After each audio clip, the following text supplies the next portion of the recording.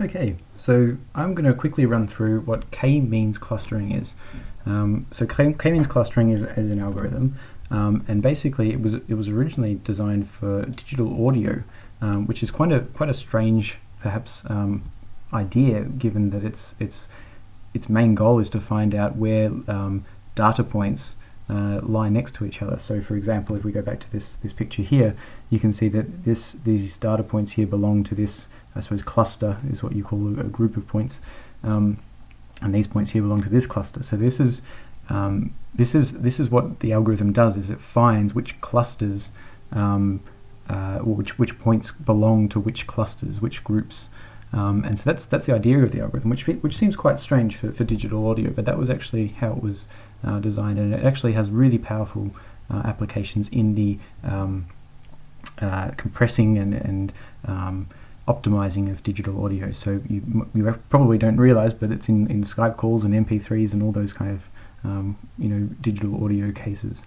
It's also used for social networks. You can say you can see which groups of people tend to all know each other, and how they're linked together and things like that. But these are just scratching the surface. It's even been used for I think detecting and understanding the different sounds whales make in the ocean. So the applications for this kind of thing is just enormous and crazy.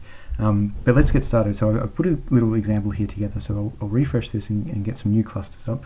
So here we have a couple of clusters. These red dots here represent data points, and our white dots here represent the means. So here we have a little cluster of red dots, another cluster of red dots, a big cluster there, perhaps multiple clusters together, a cluster here and here.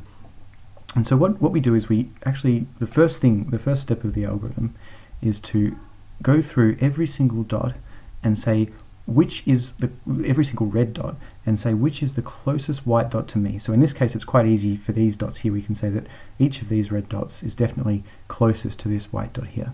And perhaps these ones as well. Again, each of these red dots is definitely closest to this white dot, and pretty much all of these ones in this area will be closest to that one. So these white dots are the means, and these red dots are the clusters.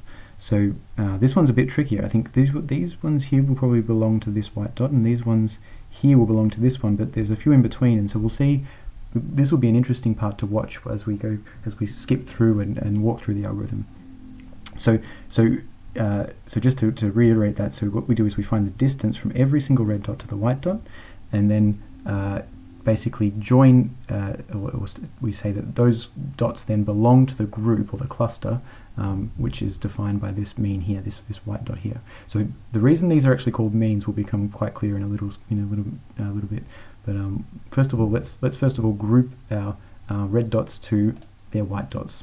So as we expected, all of these white dots belong to this group here. All of these blue dots belong to this white mean here, because the distance from these dots to this mean is much smaller than any other of the white dots here. So and this one clearly belongs to that. And this is the interesting one over here. So we said that the distance from these purple ones to the white one is actually closer than the distance from there to this green mean.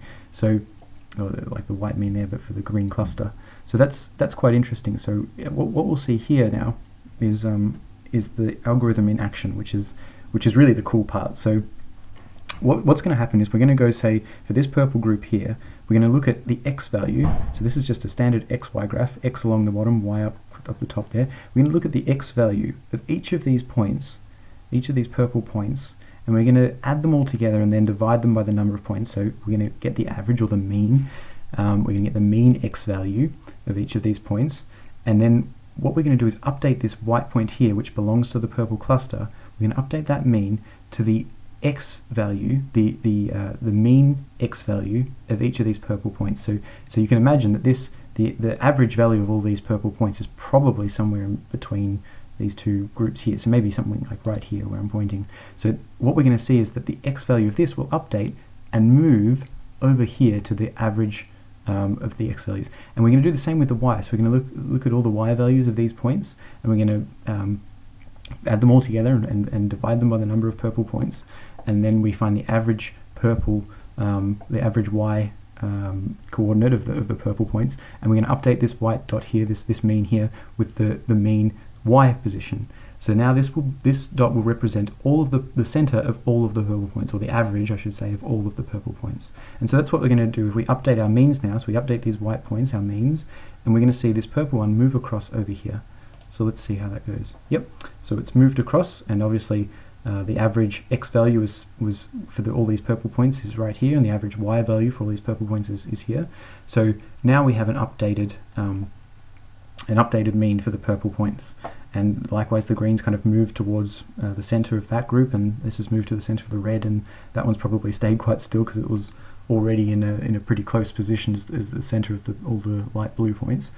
But there's an issue here. Well, not an issue, but perhaps something a bit interesting that's happened. So if we look at these purple points here, they're definitely closer to this green mean, aren't they, at the moment? So what do you think is going to happen when we say group again? So when we loop through when we look at every single point here, and we say which is your closest mean, what's going to happen to these purple ones? They're now going to say, and see if you can guess this before I say it, but what are these purple ones going to do? Hopefully you may be thinking that they will join to this one here. And so that's, if you're thinking that is absolutely correct. They're going to start joining this green group. So if we go group clusters again, this group here is now all going to belong to the green group. So the purple will kind of switch sides and join the green group over here. So, and that's what we see. So we've seen them join. These ones stayed. They were still the closest to the purple group, so they stayed. These all stayed, and these stayed as well. So now what we can do is update our means again. So you might notice that I'm kind of just, updating the clusters, updating the means, grouping the clusters, updating the means, and it kind of goes. That's how the algorithm actually works, is it continuously goes through this. And so what we're going to do again is update the means. Now, if you can imagine here, what's the average x value of all of these points? What would you imagine it would look like? It would probably be somewhere right in the middle here. And that would be likewise for the y value of all of these points. We're probably looking at somewhere about here. So we'd expect our mean to move over to that spot. So let's see if we update our means, that's what happens. We see the mean move to the center, the average x and the average y of all the purple points. And so these ones have probably stayed quite stable there.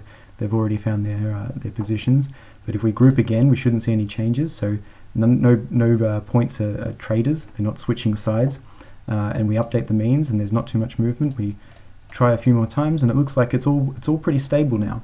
And so that's when the algorithm knows to finish. Once the means have moved by a certain amount, like they're not moving all that much, or they're completely still between iterations, that's when we know we've found our clusters. So now we can be confident that we've got a group here, which is our green group, a group here, purple, red, and blue. And so that's k-means clustering. So it's actually a really powerful and really interesting algorithm, and it can be done in multiple dimensions, which is really cool. So at the moment we're looking at it in 2 dimensions. We have our x and a y here, but you could do it in 3 dimensions. It's fairly easy to imagine these as 3-dimensional point clouds, and you could even move to 4, 5. You could go to 100 dimensions depending on how many features you want to be looking at. So that's k-means clustering. I hope you enjoyed, and I'll see you in the next video.